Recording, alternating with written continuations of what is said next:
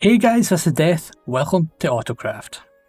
As you may know, at the start of the game, we used to have an iron farm over there. Well, it was mine, it belonged to Asta, and he was the person providing the iron supply to the server. That was a few weeks ago now, and I think it's about time we finally set up a new iron shop.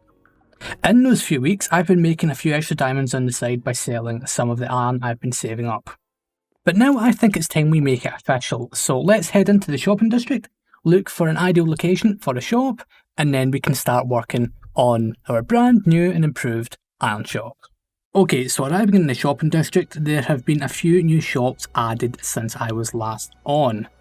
This shouldn't impact the location of my shop though, because I've already picked this thing out. So if we just pop on over here, right behind the deep slate shop, the rustic boat, I think this would be the perfect location for it, because we're going to be bringing this path out, and then it's going to be branching off towards the coast there, and then up towards the tundra over there. This does mean that we'll be working on an angle. Now, fortunately, in between episodes, I have been mining off camera, as they say, and I've been getting all the resources we need. So, unlike what we normally do, I think it's time for us to jump into hyperspeed build mode and get this thing built immediately. Let's cue the music, and let's begin.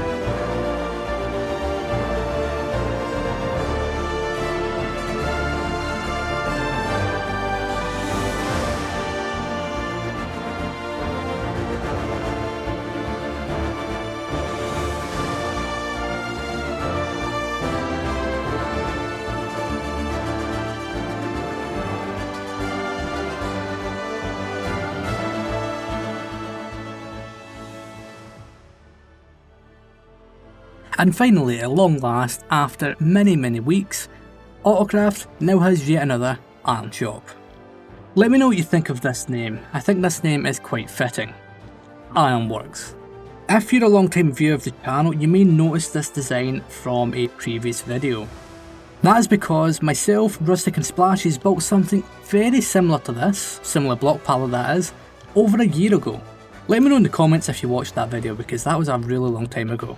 But yeah, I wanted this build to be elevated because all the other builds in the district are ground level, which is fine, but I wanted a proper foundation for this thing. And not only that, since we're using a lot of brickwork in this build, it made a lot of sense. So the exterior of this thing is finished, but the interior, that's a completely different question. This is still needing a lot of work done to it. We've got this central tower up here. I think I'm going to use this as a separate employee section. So maybe somewhere we'll hold additional stock and any other items we need. And then we've got these two wings on either side which we can use for selling items. Also, if you listen very closely, there's a cluster of mobs nearby, probably down below us somewhere. So I'll need to go and handle that very soon. Alright, let's handle this interior. For starters, since we've got these two wings here, we're going to use these for different items. So we're going to have individual iron ingots, this will be stacks of them of course, and then we'll have iron blocks in the opposite side.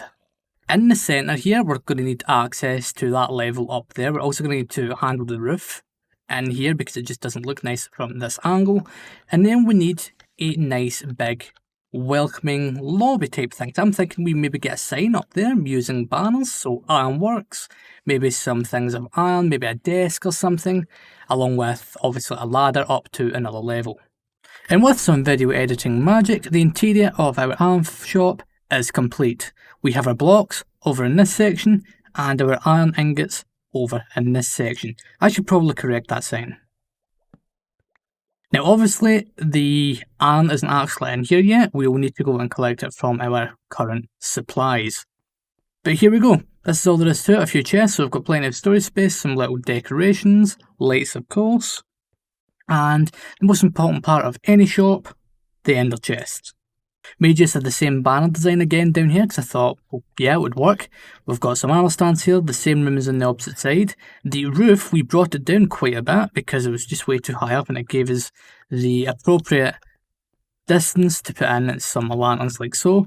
And not only that, if we head up this water stream here, we have a private area where we can hold some additional stock. We also have a ladder taking us up into the tower here, like so. This has absolutely no function, it's just for looks. And then we need to get back down, we've got a hole here we can just pop on back down like so. And there we have it, we are almost good to go. Now before we move on and finalise this by putting in the stock, there's a few things I'd like to address. One being this pathway. Oh, would you look at that wandering trader, do you have anything good? Not really, I'm just going to let you wander about. Okay, so this path is temporary, we're making use of path blocks here. Basically, this season we want to do something a little bit different with this stuff, because last season we had a problem where we all built shops super far away from each other, and there wasn't any pathway system connecting them all right until the end. We wanted to change that up a little bit this time, which is why every shop is linked with paths. But obviously, since pathway blocks don't really look all that nice, it means we will be replacing these with something at some point in the future. We don't know what yet though, but having the paths in places allows us to plan things out in the shopping district a bit better. So we've got this path going in the diagonal here, which will then lead up into the tundra area or over that direction. I might actually link this up with a pathway I'm going to put in my starter area over there. I have a path going down the hill and then snaking around. I'll wait until more shops develop over in this section though. But obviously we're going to have the main bulk of the shopping district over towards the coast, so we're going to also branch this pathway out this way. And yeah, we've basically built our thing in a high traffic area. One other thing I'd like to address is, oh, hello Clumsy. One other thing I'd like to address is this back section over here. Now this isn't actually accessible from the pathway there, but it could be if you made a smaller path. The reason I'm over here is this big blank wall. I had originally planned on making a few smokestacks at the back here since this is meant to be a factory of some sort, but I decided against that. Instead, we're going to be doing something with this later on. We're basically going to use this as advertising space. So think of billboards, for example. Billboards you might find in cities along highways and stuff like that. That's what's going to be in the backside of this building. Also, Clumsy really likes the look of this build. Thanks, dude. Yeah, I like it as well. Anyways, with that being said, I think it's now time to see about stocking this thing up. Let's head over to our iron farm. So, we've just arrived over at our villager area and I've just noticed something. My ultra-fine connected textures don't seem to be working correctly. That is very annoying.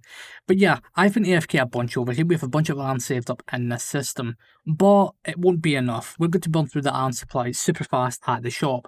So there's only one thing we can do to remedy that. We need to expand our iron farm. Before we expand it, there's a few things you should know about this design. It produces about 2,000 iron ingots per hour, which is great. But we go through quite a lot more than that on the server every week. And I can't AFK over here all the time. So what I'm thinking is we need to multiply that number by at least 4 times. So 8,000 iron ingots per hour. There are many different farm designs that do this already. But rather than doing one of those, I'm just going to make a few more versions of this in the region. Alright, so I've got all the spawning platforms in place. However, I can't do the villager sections right now, mainly because I don't have enough villagers in this thing, and I'm running really late with this episode, so we're going to have to hold off on that. In between episodes, I'll get this thing finished, but just look at that. That thing is huge. Anyways, let's take the iron we have, take it over to the shopping district, and stock our shop. And now, the ironworks is fully stocked. I filled this up with 1, 2, 3, 4, 5 double chests of iron blocks. You can pay 1 diamond per stack to get these, and then 5 double chests of iron ingots on the other side. And we're doing things a little bit differently here. It's pay what you want. You still have to pay, but it doesn't need to be diamonds. It can be whatever. If you have stone or whatever, just come over here and pay whatever you want for this stuff. Besides, I have a feeling that the blocks themselves are going to sell out a lot better than the ingots will. But with that being said, we can now remove this because the shop is now officially open. One thing I forgot to mention earlier as well is these are double carpets right here to stop mobs from walking into the shop, so you should be perfectly safe in here. But yeah, calling all AutoCrafters, the ironworks is now open. Come and give me all your diamonds. Oh, one other thing I'd like to mention since we're speaking about the iron shop, the iron farm that we're using to fuel this thing, I'm going to be doing a tutorial on it tomorrow.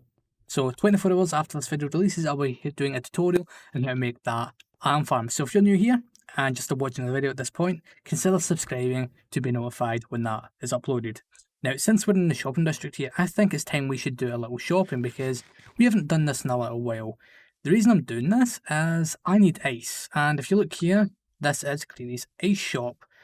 The reason I need ice is for like nether stuff. So obviously we've got our portal above the nether roof. I want to move it down below the roof, which is going to be interesting to say the least. But that means I'm going to have to dig a tunnel, which you'll probably do in between episodes. So let's see, what's our prices like? A diamond plus two stacks or a diamond per stack? Awesome, right. I don't have diamonds on me right now. I'll need to go and grab some, but I will definitely be buying some ice from you, Greenie. We've got the wood shop here by Zame. I know for a fact that I'm going to be buying a bunch of wood from this place. I just haven't had the need for it so far. I was actually originally planning on getting some of the acacia for our shop build from here, but I already had a supply from the time main splashes went raiding those villages on day one. The other thing I'd like to take a look at real quick is this new farm that popped up over here. This was Alex and the Mechanic. They released an episode, or Alex released an episode earlier on today. Make sure you go and watch that after you've watched this one. They provide slime blocks and honey blocks, which we're going to be buying into very, very soon when it comes to doing perimeters and like world eaters and different things like that. Also, what's the honey price like? 1 diamond per 8. You know what? That's a pretty decent price. Alright, and quickly before we wrap things up, there's something else I'd like to let you guys know. We are in the middle of doing a 30-day YouTube challenge where I'm going to be uploading daily for 30 days. This video marks day 3 of this challenge, so if you're interested in seeing some stuff other than the AutoCraft on the channel, make sure you go and check out that stuff. And with that being said, I'd like to thank you all for watching. We're going to be back with another episode of AutoCraft this weekend, so 2 episodes in the space of a week. Make sure you stay tuned for that. And there's Greenie down there. I will see you guys next time. Hey, thanks for watching. If you enjoyed that, why don't you leave a like and subscribe and hit the bell icon. And hey, why don't you check out this video?